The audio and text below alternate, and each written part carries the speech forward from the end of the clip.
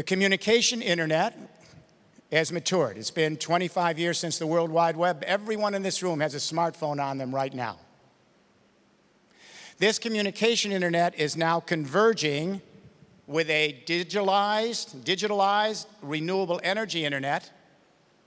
And that, in turn, is now converging this morning with an automated GPS-guided transportation and logistics internet to create three internets. A super internet to manage, power, and move economic activity, communication internet, digitalized renewable energy internet, automated GPS transportation internet, a single internet to manage, power, and move economic life across the value chains. These three internets ride on top of a platform called the Internet of Things. We're putting sensors in every device so they can monitor real-time economic activity. But where does it go? To send it back to communication, energy, and transport internets to manage, power, and move our value chains. We have sensors now in the agricultural fields watching the water flow, the salinity of the crops. We have sensors in the factory floor monitoring economic activity in real time. We have sensors in smart homes now monitoring our economic activity. And now, with the transportation internet, we are laying out sensors in warehouses and distribution centers. And as I'll talk about in a few minutes, in the center of this will be the mobile data centers, those Daimler vehicles, thousands of them, that are collecting that data and making it available with analytics, algorithms, and apps to millions of people, individuals and commuters and small and large businesses, to begin to manage on this transportation internet activity like we have already done on the communication internet and are beginning to do on the energy internet. By 2030, we will have ubiquitous interconnectivity, devices talking to other devices and to us. And what this is really all about, we are externalizing the central nervous system of the human race, literally. We're externalizing that central nervous system with an artificial prothesis, this Internet of Things platform, this third industrial revolution, so that everything can be connected and communicate with everything else in one planet. On the upside, the human race can now come together on this Internet platform for a third industrial revolution and begin to share economic activity by eliminating many of the middlemen and the vertically integrated organizations that were always the referee between production and distribution. That means a leap forward in entrepreneurial spirit. We began to democratize economic life. The technology, the digitalization makes this possible. On the other hand, let me put a caveat here. While we're excited about interconnectivity, becoming a single human family in all our diversity, beginning to engage on one planet in the biosphere, we're also somewhat chilled. When everything's interconnected, how do we ensure network neutrality? How do we make sure everyone has equal access and no one purloins this Internet of Things third industrial revolution for either political or commercial ends? How do we assure privacy in an interconnected world? How do we guarantee data? How do we prevent cybercrime and cyber terrorism and the disruption of the system? These are heady dark net issues that we will have to address. And this will keep us busy for 3 generations. This is the political dynamic of the next 30 years. But assuming this morning we're going to be able to address the dark side, here's the promise. Everyone in this room today has many value chains you live off of every day, as family members, as business people, constantly extracting things from nature and shipping them and storing them and producing them and delivering them and consuming them and recycling across the logistics value chain. It's all about logistics. And this means that you can begin to go up on this Internet of Things platform, which is already emerging, and you can have a transparent picture of all the economic life of the world. This is amazing. Even big companies didn't have this data. When I started at the Wharton School in 1963, my professor turned to me and he said, "Wake up, Mr. Rifkin. Caveat emptor, young man. Let the buyer beware. The seller never wants the buyer to know what the seller knows." Now, we're going to have economic data flowing through an Internet of Things platform. Everyone's going to know the economic flow across the world. This is a real leveling of the playing field for a democratization of enterprise.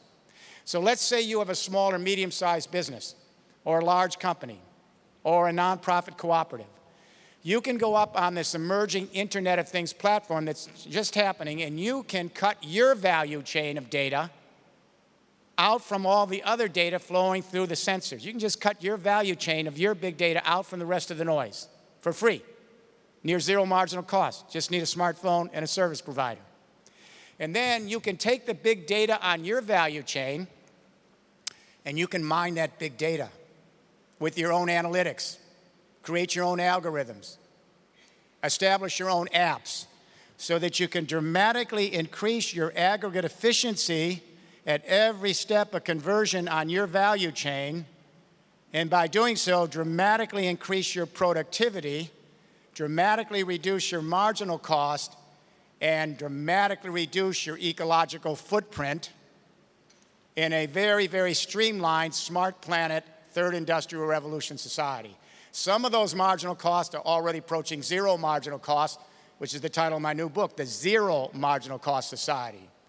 And this is creating a new dynamic called the sharing economy.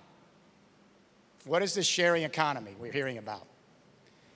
Well, strangely enough, capitalism has given birth to a progeny. We didn't see it coming, unexpected. And this little sharing economy that capitalism gave birth to is flourishing alongside its parent.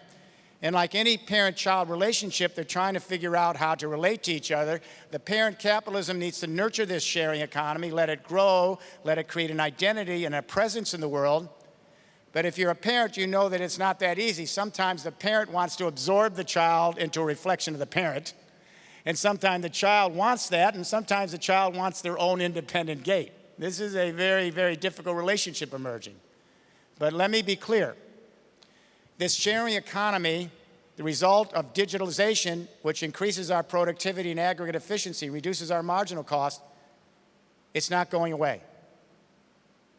This is the first new economic system to enter onto the world stage since capitalism and socialism in the 19th century. We are already in a hybrid economic system, especially among young millennials.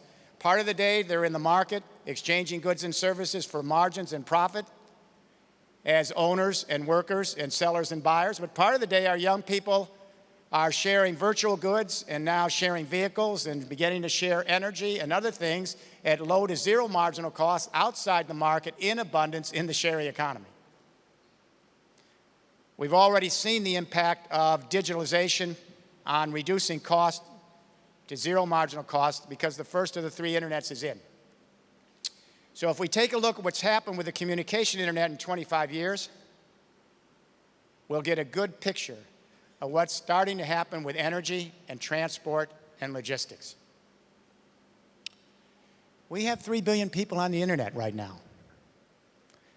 And pretty soon we're going to have everyone on the internet. I just returned from China. I'm actually going back tonight. And in China, they now have a smartphone for $25. $25 with more computing power than sent our boys to the moon in the 1960s. Everyone's going to be connected in the next 20 years. So we now have a new category. 3 billion people are now prosumers every day. They're not just owners and buyers and sellers and buyers and owners and workers. They're now prosumers. They're producing and sharing all sorts of virtual goods on the communication internet at near zero marginal cost in the sharing economy. We have millions of people with cheap digital technology, which is studio quality, and they're making their own music. And the cost of making studio quality music, very low. And whether you share that music with one person or a billion people on the web, it's the same cost, near zero marginal cost, nearly free. We have young people producing and sharing their own YouTube videos, open source, no intellectual property, on YouTube every day. What does it take to make a video? The cost is almost zero, the fixed cost. The marginal cost is nearly free. You can send it to a billion people on the web. We have young people producing and sharing their own news blogs, their own social media. They're putting out free ebooks. And we have 6 million college students taking massive open online college courses taught by the best professors, best universities. They're getting college credits for free. Now, it is true this new third industrial revolution in communication has disrupted traditional industries. The music industry has plunged. Television has shrunk because of YouTube videos. Newspapers and magazines have suffered because of free blogs. My books, my last book, Zero Marginal Cost Society, I probably shouldn't say this, but it came out on the pirate blogs before we could publish, and it was ranked on them before Amazon could even rank it. Now, we could outlaw all the technology. That's not going to happen. This is a revolution. This democratizes economic life. On the other hand, while traditional industries have been disrupted, thousands of new businesses have emerged, profit and nonprofit, not just the Googles and the Wikipedias. Thousands of businesses have emerged, and they're creating the connections, the platforms, and the apps for a third industrial revolution. Now, we thought there would be a firewall here, and while the zero marginal cost would impact the communication internet, the virtual world of bits, it would not cross over the firewall to the physical world of atoms. What I'm saying in the zero marginal cost society is that firewall has now been broken. It's called the Internet of Things. We now have millions of people in Europe, it's really started here in Germany, are producing and sharing their own renewable energy, and the marginal cost of that energy is near zero. And now we have car sharing services and what I'll talk about in a few minutes, automated transport and logistics that's going to allow millions and hundreds of millions of us, homeowners and businesses, in our commutes, in our movement of goods and services to reduce the marginal cost, increase the productivity, reduce the marginal cost of distributing goods and services and moving ourselves around the world over the next 30 years when the transportation internet matures. That's the revolution. Let's look at energy. What's happened in Germany since the Chancellor came in, that first conversation we had? Germany's now 32% of your electricity here in Germany. Right now, this morning, 32% of your electricity is solar and wind, renewable energy at near zero marginal cost. You're going to be heading to 40% very soon, and you're going to be heading to 100% of your energy, solar, wind, geothermal, and other renewables, at near zero marginal cost within the next 25 years. The exponential curves are there. But here's what's interesting in Germany and elsewhere. The fixed cost, think the communication internet, and then keep in your mind where we're headed, the transportation internet. The fixed cost of generating solar and wind have been on an exponential curve for 20 years, just like computers. When I was a kid in the 1940s, 1950s, we only had a few computers. They cost millions of dollars. The chairman of IBM predicted we would need 7 computers for the entire world. They were too expensive. We did not anticipate the Intel chip. Intel was able to double the capacity, half the cost on its computer chips every 2 years, and now smartphones, $25. What's not well known is solar and wind have been on a similar exponential curve for over 20 years. A solar watt, single solar watt cost $78 to generate 1 watt solar in 1978. You know what it cost this morning? 50 cents. In 18 months from now, 35 cents. It's heading way towards zero. It's going to be as cheap to put in solar and wind and bioconverters and other harvesting technologies in every little nook and cranny of the world in 25 years from now. Similar curve that we've seen in communication computing. But what's interesting in Germany is once you pay for the fixed cost of your solar and wind technology, and that's plummeting, the marginal cost is near zero for that energy. The sun has not sent a bill for Germany. The wind has not sent a bill to Germany. The geothermal heat has not sent a bill for Germany. Imagine the opportunity here when the communication internet connects with a digitalized renewable energy internet, and German businesses can plug into that platform, and at every step of conversion on their value chain, the energy they use is near zero marginal cost and non-polluting and ubiquitous and nearly free. Now, it's true right now that the wholesale prices are plummeting because of these new energies, and it's true the retail price is somewhat high because you're trying to deal with the paying off the feed-in tariffs, but you're heading to this new era. You're going to get over the hump, put in the storage, and move toward this new vision. Germany, once again, is leading, as you did in the second industrial revolution with the introduction of the Daimler internal combustion engine you're now leading in a third industrial revolution with the introduction of the distributed renewable energy internet. What's interesting about this energy internet is who's producing the energy in Germany.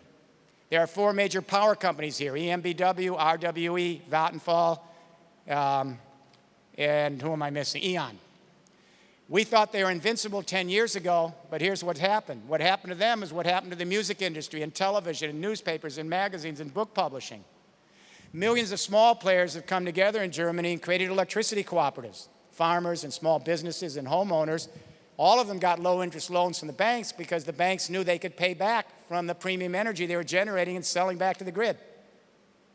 Didn't need the government for that, just needed those feed-in tariffs, and now those feed-in tariffs are being phased out because we've got scale and the prices of solar and wind are going down. The big 4 power companies are producing less than 7% of the new energy.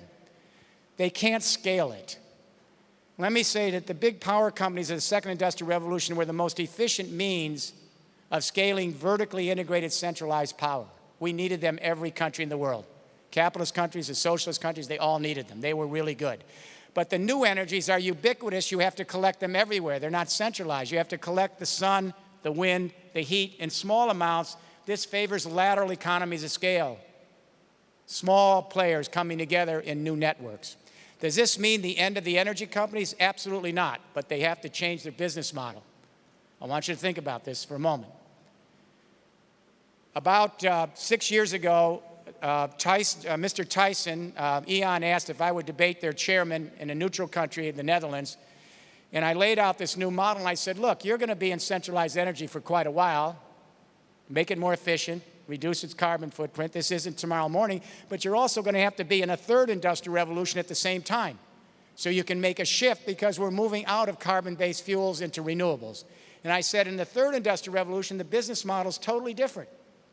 You make more money by selling less electricity. And Mr. Tyson said, how do we do that? And I said, what you will do is you will set up partnerships with thousands and thousands of enterprises. And you will help manage the energy on the energy internet for them.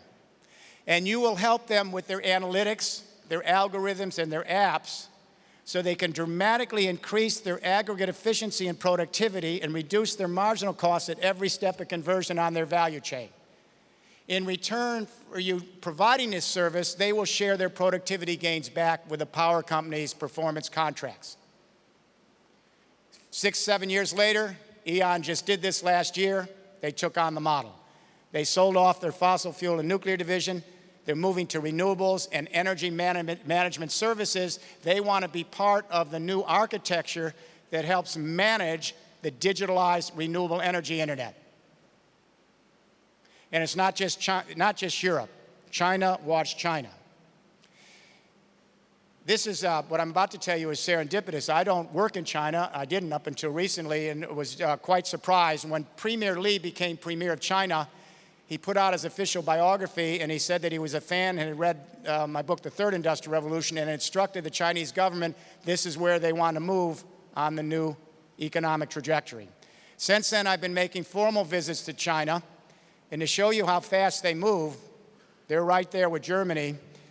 11 weeks after my first visit, the chairman of the China National Grid, the electricity grid, the biggest one in the world, announced 11 weeks after my first visit, $82 billion to digitalize that servo-mechanical electricity grid, turn it into an energy internet so that millions of Chinese people could produce their own solar and wind locally and sell it back to the grid.